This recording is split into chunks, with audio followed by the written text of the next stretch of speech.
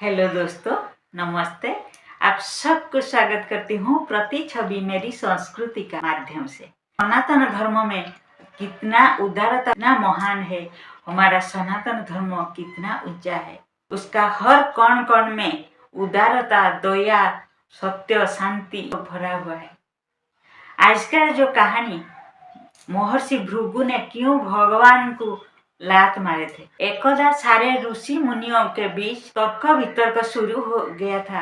ब्रह्मा, विष्णु, महेश त्रिदेवों में से कौन सबसे महान, कौन सबसे ऊंचा, कौन सबसे श्रेष्ठ, इसी के ऊपर तर्क वितर्क चल रहा था।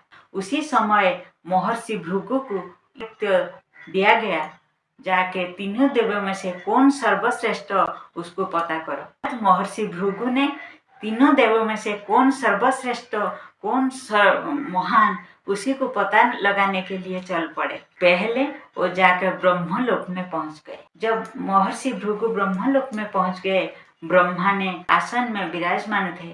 उसी समय महर्षि भृगु उनके सामने जाकर खड़े हो गए। ब्रह्मा जी को प्रणाम नहीं किए, उनको कोई सम्मान नहीं दिए। ये देखते ही ब्रह्मा जी ने अपने अंदर से क्रोधित होने लगे।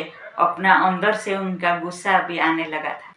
किंतु कुछ क्षण के पश्चात ब्रह्मा जी उसी गुस्सा को अपने अंदर से छुपा लिए, क्योंकि महर्षि भृगु उनका अपना ही पुत्र था। पुत्र का गलती को पिता अपने अंदर से ही छुपा लिए और महर्षि भृगु को आने का कारण पूछने लगे। कुछ क्षण के बाद महर्षि भृगु ब्रह्मलोक से चले गए, जाके कैलाश पर्वत के ऊपर पहुंच गए। जब कैलाश पर्वत के ऊपर पहुंच गए, उसी समय भगवान शंकर माता पार्वती के साथ में विराजमान थे।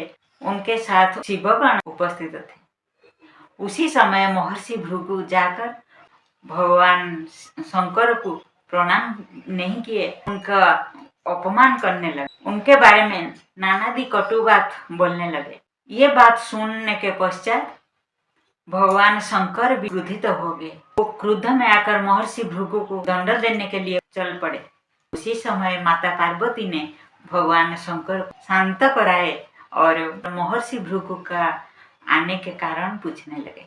कुछ क्षण के पश्चात महर्षि भृगु कैलाश पर्वत से विदाई लेकर चले गए और विष्णु लोक में पहुंच गए। उसी समय भगवान विष्णु क्षीर सागर में शयन कर रहे थे। माता लक्ष्मी उनका पाद सेवा कर रहे थे। जब महर्षि भृगु विष्णु लोक का द्वारदेश में पहुंच गए, उसी समय भगवान का नाम बार बार उच्चारण करने लगे, किंतु भगवान विष्णु को सुनाई नहीं दिया। उन्होंने क्षीर सागर में शयन कर रहे थे। माता लक्ष्मी उनका पाद सेवा कर रहे थे। महर्षि भृगु को गुस्सा आ गया, जाकर भगवान विष्णु के पास पहुंच गए। जब महर्षि भृगु विष्णु के पास पहुंच गए, उसी समय भी भगवान विष्णु का नींद नहीं खुला। उन्होंने महर्षि भृगु को नहीं देखे। तभी महर्षि भृगु ने क्रोधित हो गए और भगवान विष्णु का छाती के ऊपर एक लात मार दी।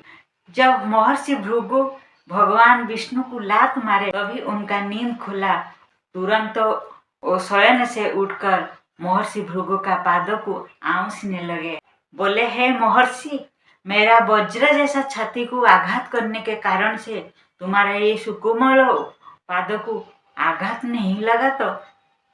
तुम्हारा ये पादों को कोई क्षति नहीं हुआ तो?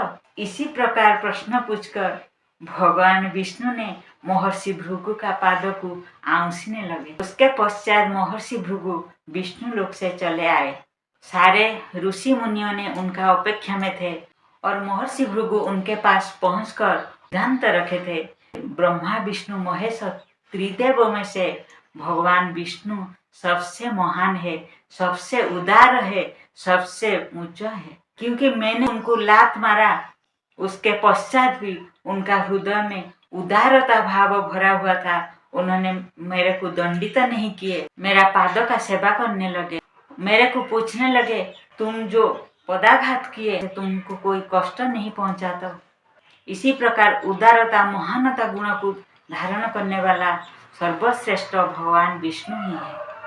इसी कहानी से हमको पता चलता है हमारा सनातन धर्म में उदारता भाव कौन कौन में भरा हुआ है। हमारा सनातन धर्म में महानता भाव कौन कौन में भरा हुआ है।